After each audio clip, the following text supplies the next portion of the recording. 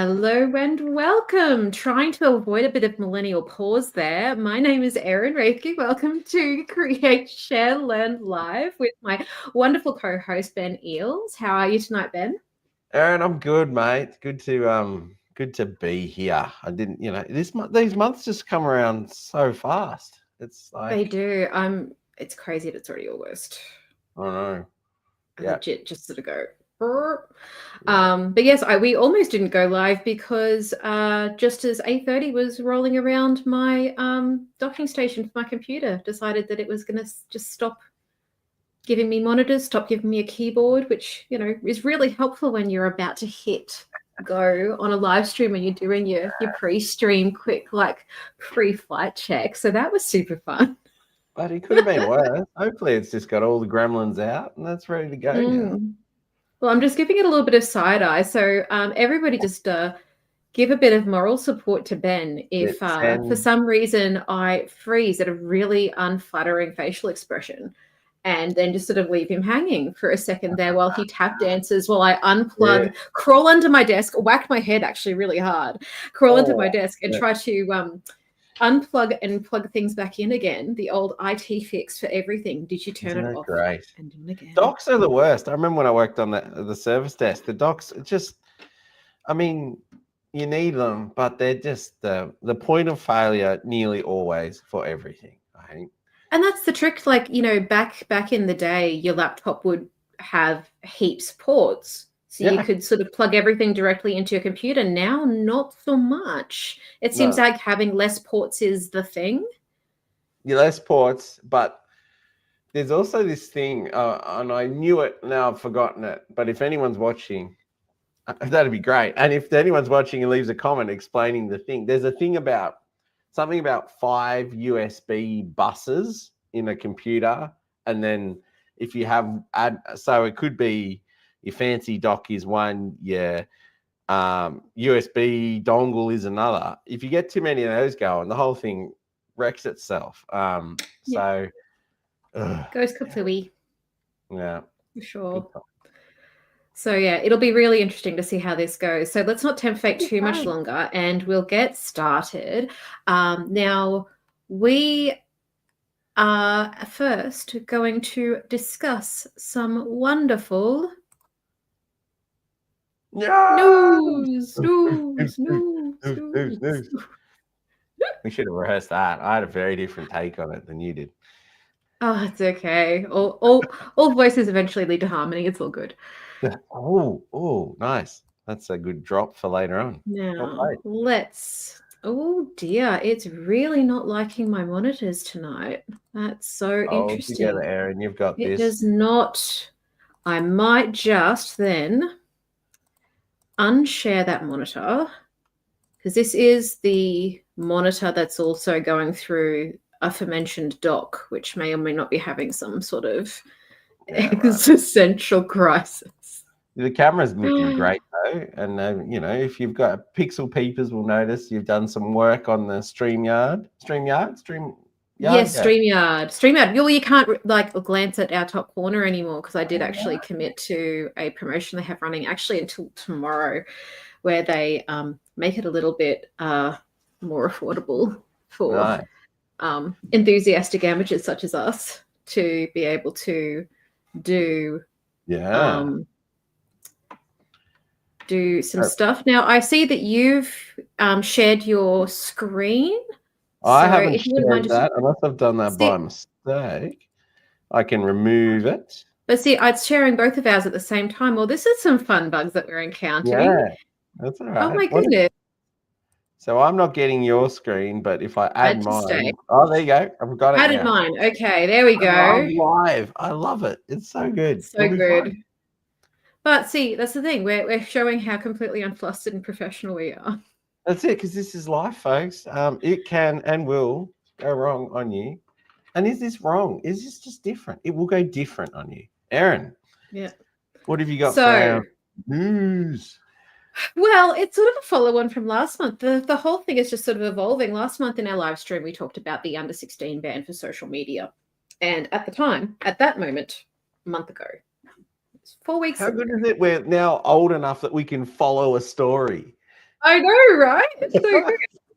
But maybe not so good for people who are like really, really emotionally attached to their YouTube accounts and are under 16, because children are to be banned from having YouTube accounts. YouTube was originally going to be exempted, but now the exemption decision has been reversed.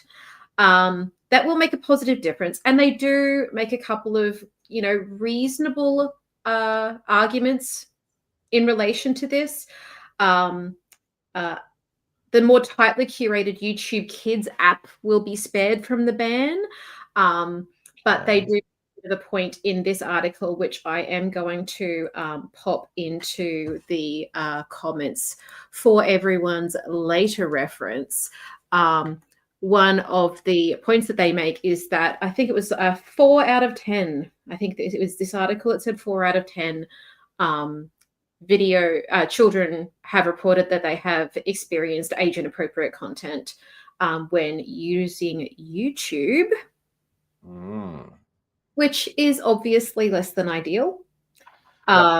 Something that really does need a bit of concern and attention directed towards it. And I actually do have some recommendations in my Skillshare for That's Neat later on in our show.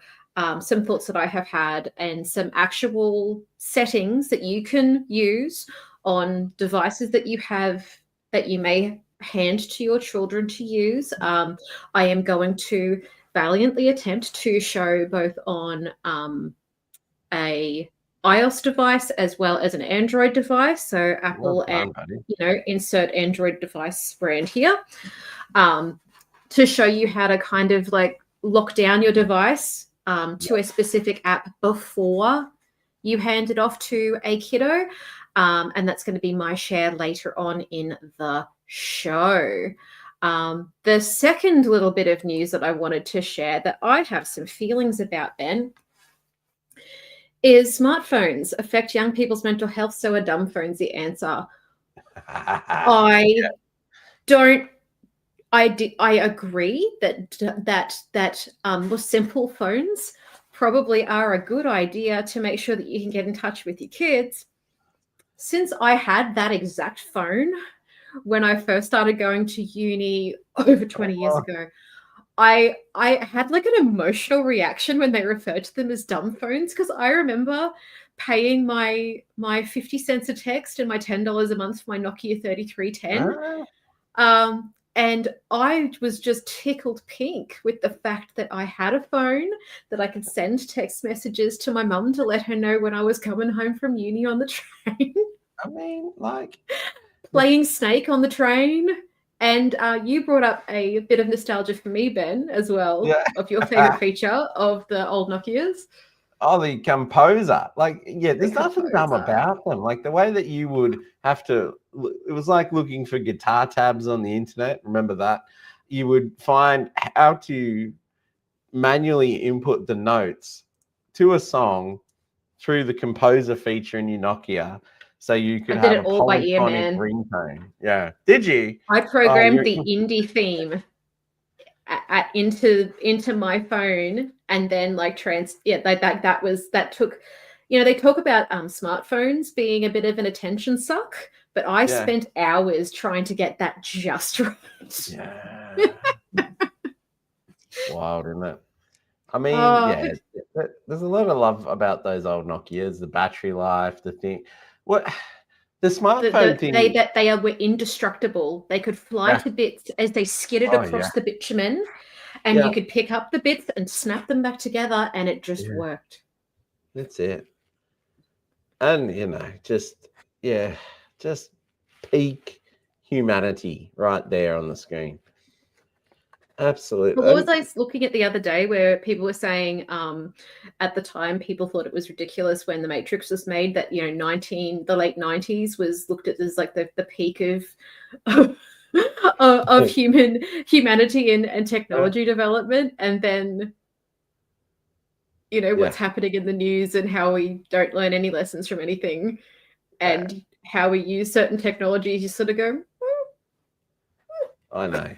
And it's like, I just like talking to to old people. They've got the mix of being there and done it, and they're also calm enough, most of them, to go, well, we tried, and maybe you could, yeah, there's a certain peace with it all. What I dislike about this phenomenon of the dumb phones is that, like, marketers have got in the middle of it, and some of these dumb phones do as much as a Nokia. They cost more than like an iPhone Pro. Like, it's just insane.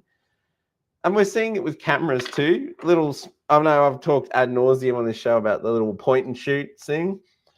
Sony's just released one that is effectively a dumb camera. It's not. It's awesome, but it does so much less than a regular camera, and they've put a $2,500 premium on it. It's just. That's like a top of the line new iPhone Pro with like really good memory. Well, this look up. If you want to get frustrated with humanity, look up the Sony RX1 Mark III. RX1? I think that's right, yeah. And read the story about that. After 10 years, they brought another model out. Photographers went, yay! And then they saw the price and went, are you serious? Is it that? Yay! No. Yeah. So, anyway, this is... I mean, I like the idea of taking apps off your phone and all that kind of stuff. But yeah, I don't know if the dumb phone is all it can be, because you still need Teams and Outlook, and I don't know. It's just tricky. Ultimately, it is. Like, the whole thing is tricky. And I think we are sort of veering into that territory as well. If we go, when I was young, we appreciated the phones that we had. We didn't need all these newfangled apps. Yeah. So, but also when I was my age, when I was young, when I was your age, yes, it was a very different world technology wise. Like, I love the fact that I can plug my phone in to my car and tell it where I want to drive to, and it just gives me directions and lets me know of what traffic is ahead, and just sorts my life out for me. I don't have to spend 2 hours finding all of the matching Refidex pages and finding the number references and then handwriting down, second left after blah, blah, blah, blah, blah, to actually, and then commit that to memory. And then to actually drive somewhere that's, 45 minutes away. It's, fantastic. I just remember Dad sitting at the kitchen table doing that with his Gregory's book and Post-its, and then somehow managing to get us to the doctor's appointment in, somewhere in Sydney, and he never missed. And then it's just like, yeah, he'd be jealous. Yeah. Anyway, I'm glad we cleared that up. Yeah. So yes, I like the idea. I agree. I don't like the idea of giving my child a smartphone. I prefer to give them a low tech phone, but I do object to them being referred to as dumb phones because they were amazing. They were everything. Yeah, exactly. Don't talk down about my first sign of adult independence. It gets my back up.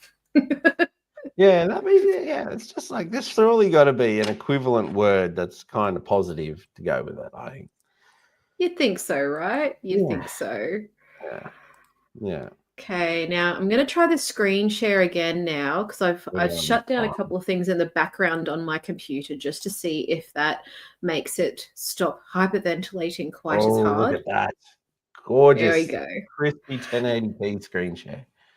So the other thing that I did want to share is upcoming webinars for parents and carers. Now, I don't know if a lot of people know this, but there is an eSafety commissioner. Yes. And the eSafety commissioner has a website.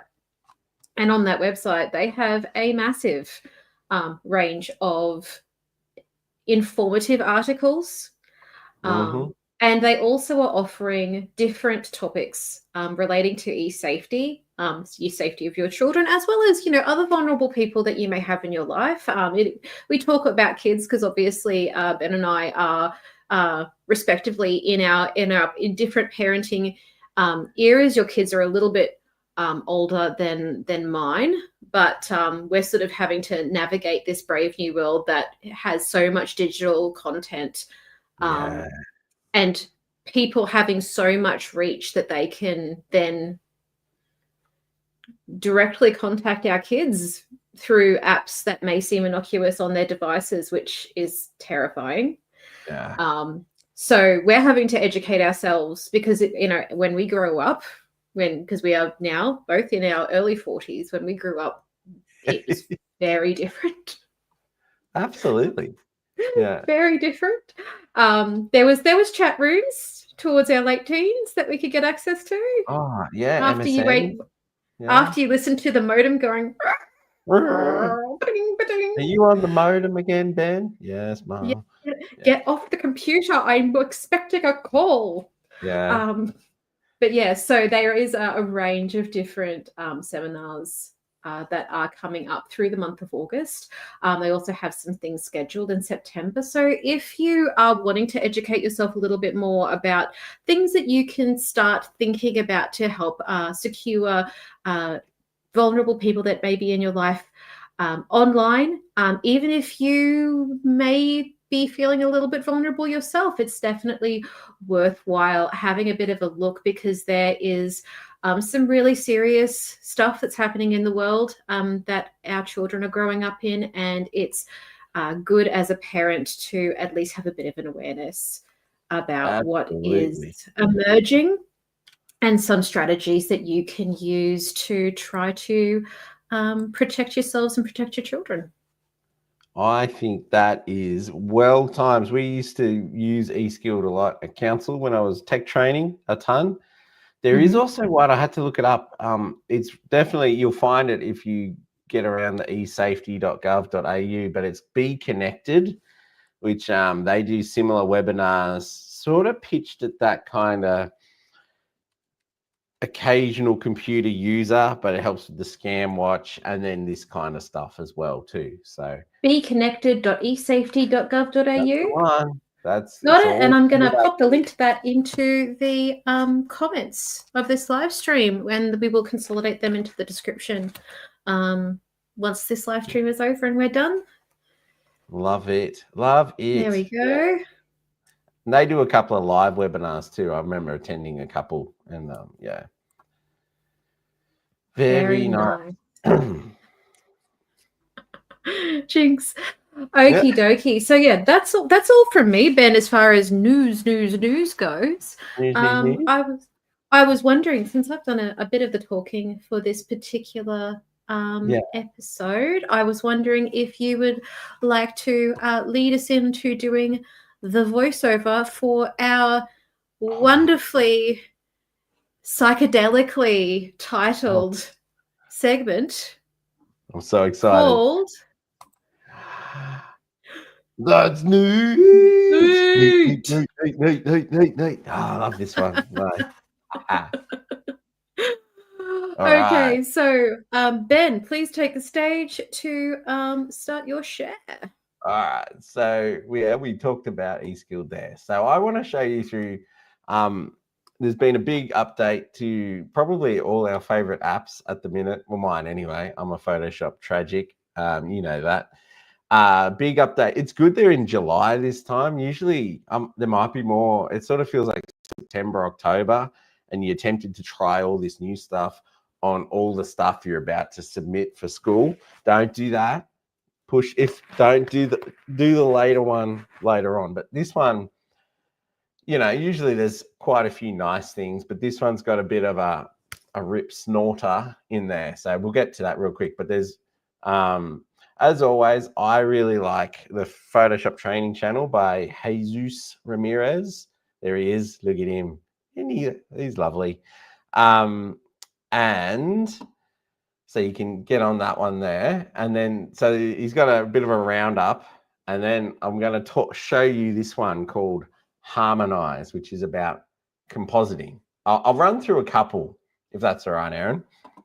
Absolutely. So, here's a photo I've got of the light show that happened in Albury-Wodonga a while back. And here's a photo here that very much isn't. This is just a stock photo of someone with future cavities on a stick, and we're going to try and combine these together. So they're being sassy with that fairy floss, though. I know, being sassy. I like it. It's a good photo. Copy this layer on top of the other one using Control and Command V, paste it on, Control T to transform it, and we'll just park we might go somewhere like that, somewhere there. Because what I'm going to do is I'm going to try and composite these two together. And usually that's a bit of work because you've got to select backgrounds, remove people, and then the color matching. Like, you'd almost not bother with these two because the light is so different. Yeah, I'd go past them if I was looking through some stock because they're just very different. You just skip it. Yeah. So anyway, on this top one, actually, we'll poke the top layer in the eye, hide it. We'll go down to the background because this got a little bit of love. And I'll grab my lasso tool, or the selection brush. I'm just going to draw around this character here because I'm going to take him out. Not in a, gangster kind of way, just in a not in a Nick Cage kind of way. Exactly. So I'm going to, this remove button is new, and it behaves a little bit differently. Yeah. But it's not crazy different. It's basically the remove tool has kind of got formalized a bit, and it pops it up on a new layer now, which is cool. That's pretty impressive, that fill as well. Like, you look at it with the lines and everything. I know. Yeah, it's had a real, and there was stuff they used to, like, if I'd missed something on my lasso, that would have been a sprouting point for another person or a hand or something. So they've gone, you can be very lazy fair. You can be lazy doing your lassos now. Anyway, so that's sorted. So that the background is good. I've got a nice clean plate there. So I'll select that top layer, bring it back on. This is going to float around with us. Let's go to remove the background and Bosch. This has gotten a little tickle too. So this should be better than ever. That's pretty good. I'm going to take that. And then I'll just grab my move tool and we'll pop them maybe somewhere there feels about right or wrong. Done. This is the new hotness right here, the Harmonize button. So, just have you seen this, Erin? Okay. No. Just stay glued to the screen. I'm just going to press it.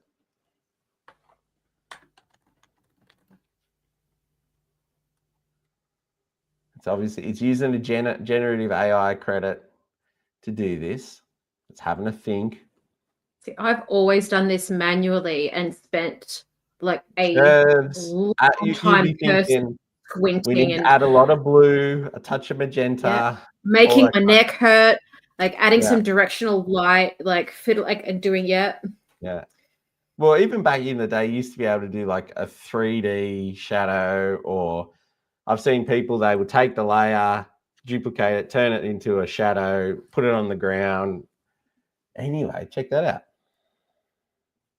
That's pretty good.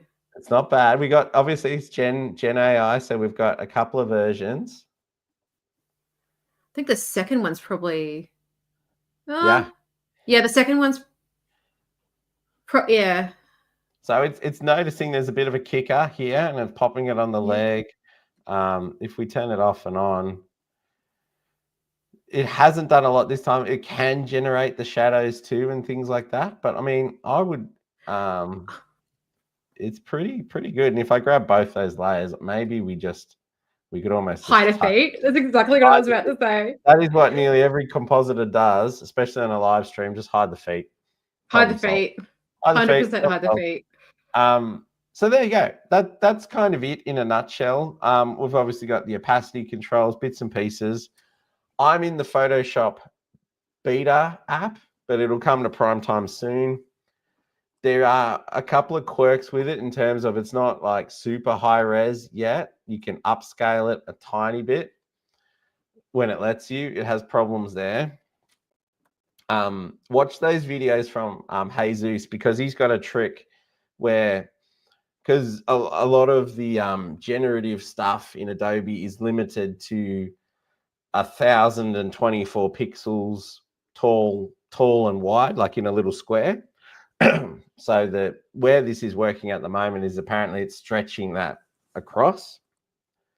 So he did this cool trick where he actually just cropped the image in tight around the thing, did the expand. Excuse me. That's going to be fun to edit out. Sorry, Erin. And then did the expand and then brought the crops back out again. So yeah, that kind of thing. It's how you can tell we're not AI generated, is AI doesn't think to add like random throaty coughs because you breathe in a bit of spit as you talk. Oh yeah, I apologize to the hordes of people watching that yeah, sorry if your headphones just exploded then. That was actually your sound balancing actually it wasn't anywhere near as bad as what you thought it was, Ben. You're absolved of any guilt for damaging anyone's hearing. You're totally fine. That's why I got the nerdy Rode mics, because they do the leveling. Anyway, just kidding. That's my share today. So definitely explore that. Super fun. Get on where I've closed my links, but I'll make sure they're in the chats and things like that later on. And yeah, Harmonize. We're getting closer to not quite one-click solutions, but much faster. And then, you know, you're still in Photoshop, so you can do the Photoshop stuff over the top to really, really mesh it in nicely. And that's me. Beautiful. Fantastic. Thank you very much. Right. Now, I am just sounding a little bit distracted while I am ever so quietly and trying to subtly grab my screen share in the background and set it up so that it is flawless. I love it. Flawless. Well, that's good. So in the meantime, I'm going to chuck those links in the chat. That would be amazing. Thank you so much. As long as YouTube just stays quiet. Don't autoplay. I don't want that. No. Okay, so let's see how we go. Because I'm noticing that my stream is just getting a little bit stuttery on my end. So hopefully I don't drop out on you all and leave Ben a hanging. So I'm going to add to the stage a couple of devices, which could be part of my problem, right? But what I was talking about before was the idea of when you're handing devices off to people. And, you know, I usually reference handing a device off to my child. I tend to try to lock it down as much as possible to limit what she can and can't touch on said device. I'm very picky about the apps that are given. I'm extremely picky about what content is absorbed while on those apps. But rather than specifically talking to particular apps that I do and do not like, I figured I would show y'all a way of actually locking down your device so that what you hand them is what they get. Last month, I discussed how I will download certain types of content on slightly problematic platforms that have video streaming on them that can have all sorts of interesting things, and I will download the content I'm comfortable with them consuming, and then I will offline that device so it can't autoplay to just some random thing. What they get is what they get. Yeah. But when I am using another app or when it happens to be online, I don't like the idea of my kiddo going through and just randomly going over into my social media account and having a bit of a scroll, or going into my email, or trying to authenticate into my bank account. Like, there's lots of stuff that people that give your device could potentially touch, and you don't want them doing that. You really, really don't. So can you see my device there? I am seeing the settings section for probably for an iPad. Fantastic. It is extremely very much so an iPad. Now, what I am going to do is I'm going to pull up on my screen the directions to, firstly, doing it on the iPad, called guided access. Now, you don't need to know where it's hidden in the submenus, because on these devices, you have a search bar. You know, this is going to be good for me, Erin, because I realize my iPad's still so old, it's got a home button. And I don't think I know how to do this on a new iPad, so I'm just going to... That is absolutely great. Well, follow along and have a bit of a play. So guided access is something that we want to have turned on whenever we're handing off our device to anyone. I particularly think that the iPad or iOS version, because this works exactly the same on iPhones, is superior to the inbuilt Android version. And yes, there are apps that you can download that also manage what can and can't be used on your device. But this is the native inbuilt thing on the operating systems, on the devices factory shipped. So we're talking about guided access. So I'm going to go type in guided, and I am then going to, can I make that just a little bit bigger? Come on, the StreamYard, just make it bigger. There you go. So I'm going to tap the first option, which is guided access. Now, at the moment, it sits under accessibility. And right now it is turned on. So guided access keeps it in a single app. And the best thing about guided access in this particular environment, in the Apple infrastructure, is that you can change what controls are active when you lock it down. So you tap that button, it makes it green, you turn it on. You then want to go in and set a passcode. Now, we never share passcodes with anybody. So you want to set a guided access passcode, and you can't see on my screen what I'm setting it to, but I am not setting it to the same passcode that actually gets me into the device. It doesn't have to be a mysterious passcode, especially if you're handing it off to a child. It just has to be something that they're not likely to accidentally smash in while they're bashing at the screen trying to play with buttons, because funsies playing with buttons. So I'm setting that password or that passcode right now, and now it is ready to go. Now I'm going to go and swipe up from the bottom of my screen, and I'm going to, just as an example, use the ABC iView app, because they have the ABC iView Kids, which has fairly trustworthy content in it, right?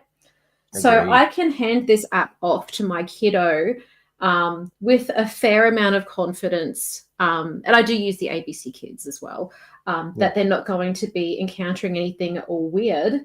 So in order to lock this down and control how my kiddo can interact with it, I triple click that home button. Now, if you have the iPad that has the button that's still on the front rather than on the side, that's the one you triple click. If you have one of the newer ones that has this button that's in the side, it's a quick triple click. So 1, 2, 3. So let's do it. 1, 2, 3. Guided access is started. And the first time you do it in each app, it's going to potentially ask you what settings you want. If you need to modify those settings at any time, you do another quick triple click. 1, 2, 3. You enter in your handy dandy passcode that you just set. That is something you can remember. And there you'll see the options menu. So it's just to the left of Ben's head on this screen share, right?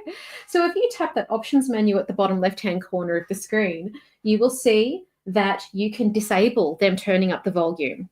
You can disable motion, so it literally bricks the device. So you can put on a movie. You can completely brick it so that all that it'll do is what you told it to do as you activated guided access. They can't hit pause. They can't change the movie out. They can't do anything. It is dead. So you can take off motion. You can take off touch. You can take off the ability to have software keyboards. You can even set a time limit for how long they're actually able to watch it.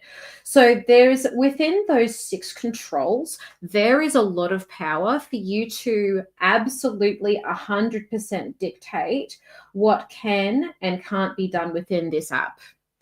So once you're happy with the options as they're set up, you tap out to get back out. Just anywhere on the screen will do.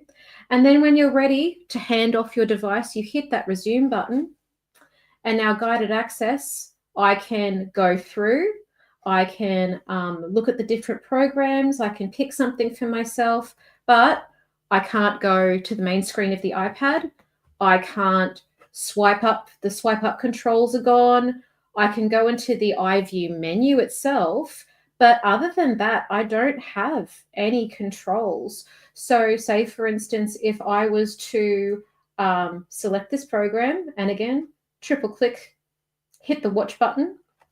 Triple clicking, by the way, will pause that playback. Go into the options, brick it. That gray represents the area of the screen that doesn't actually respond once you turn this on, by the way. Hit that resume button. The show will play, but it's not going to let me do anything else. Yeah. So that is guided access. That's so good. And you know, if you've seen an iPad playing at a non-stop at an art gallery or something, chances are it's in guided access. It's such a cool thing. Absolutely. Such a cool thing. The equivalent of that on an Android device is on the screen now. I might just center that a little bit, make it a wee bit bigger. It's a little bit touchy, and we'll see how we go. Okay, so this particular one, just put that iPad to sleep. Go away, iPad. You've done your work. Off to bed, iPad. Well done. Off to bed. Whoop.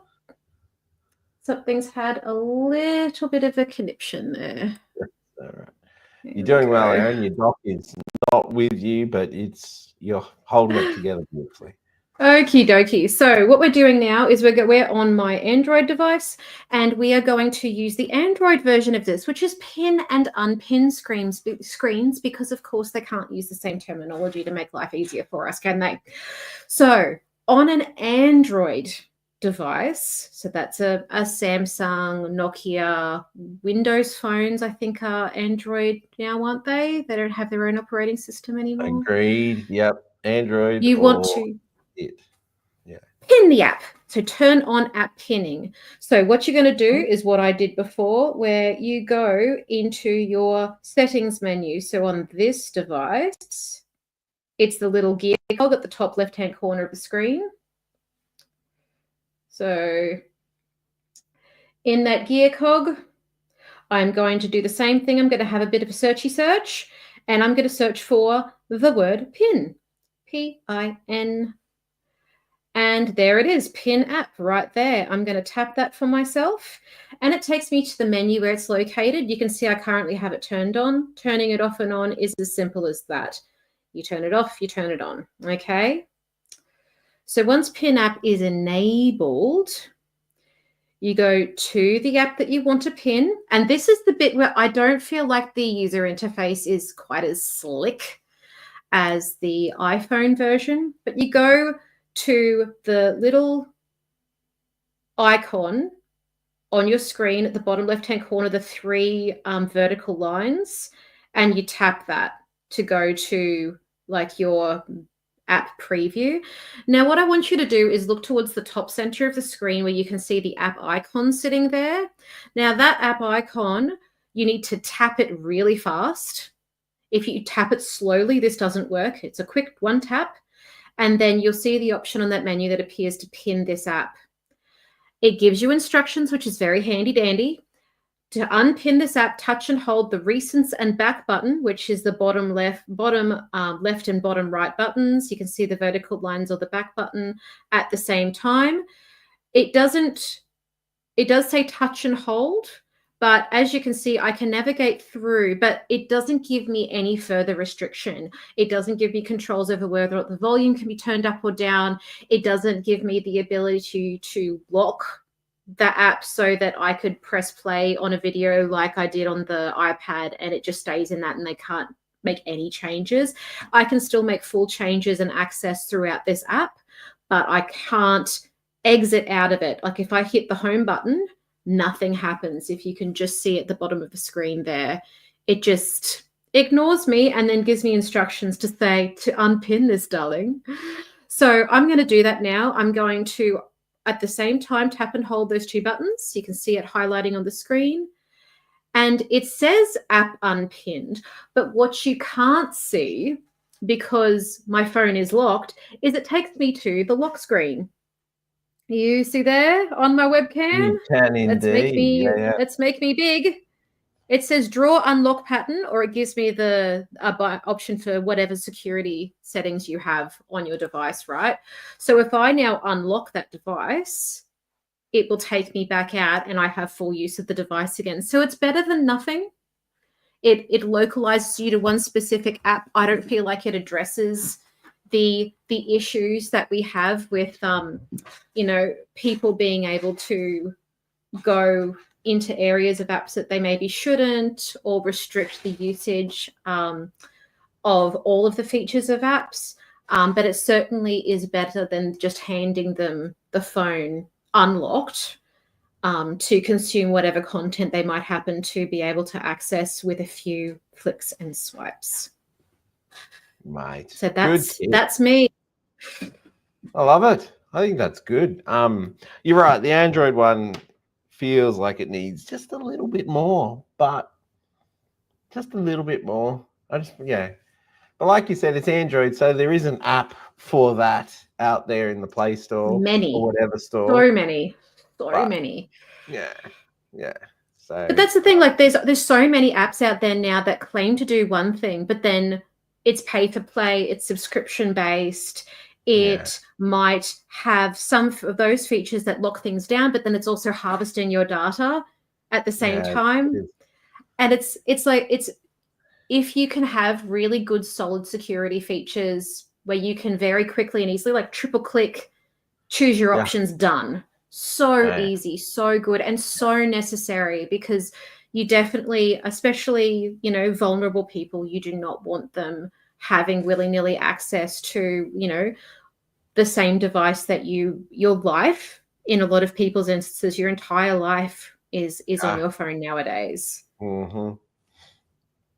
No, they're good things. Good thing, particularly the guided access over on the Apple stuff with those 6 things.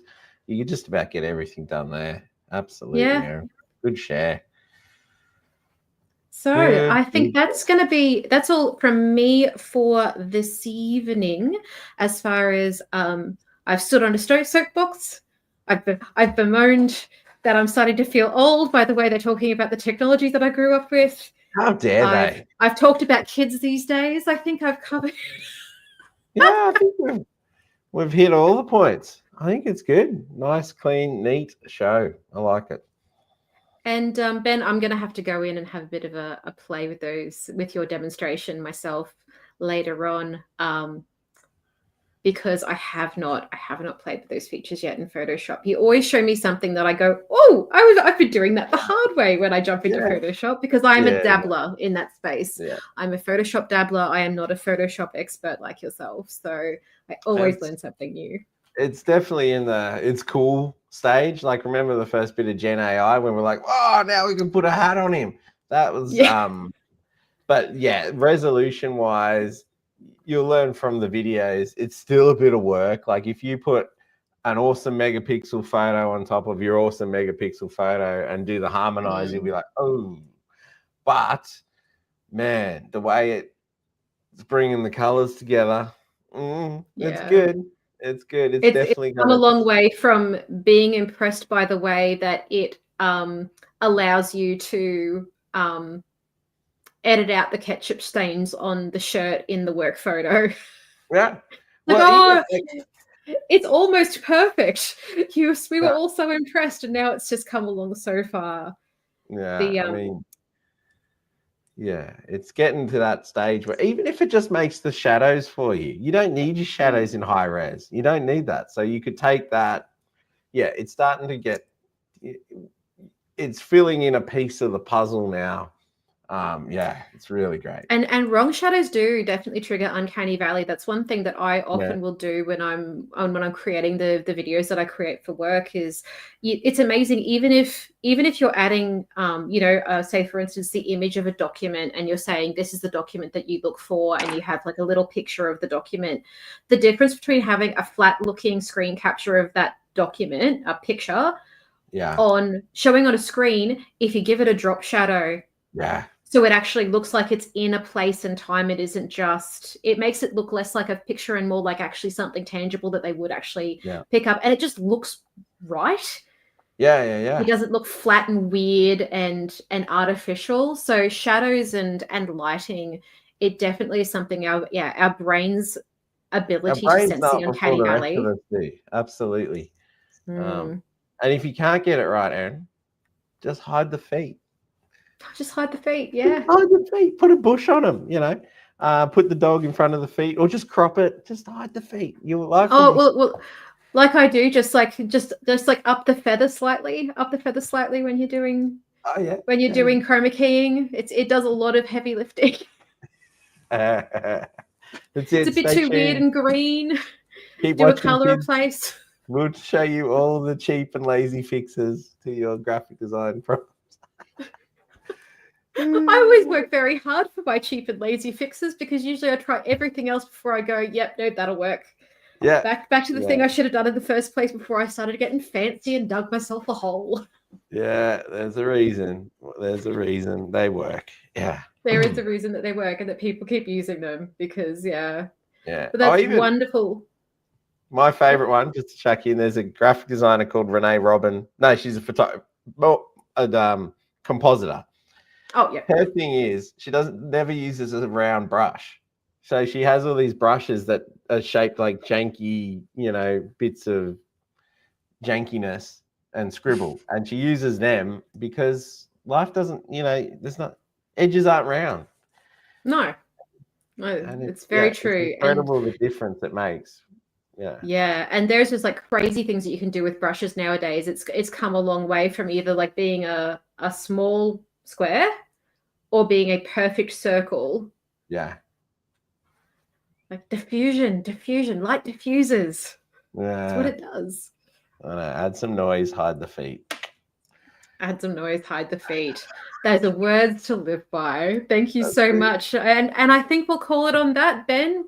Words to live by, add the noise, hide the feet, have a fantastic month. And all things going well, thank you for watching, and we will see you all in the first weekend of September 2025. Take care. See you later.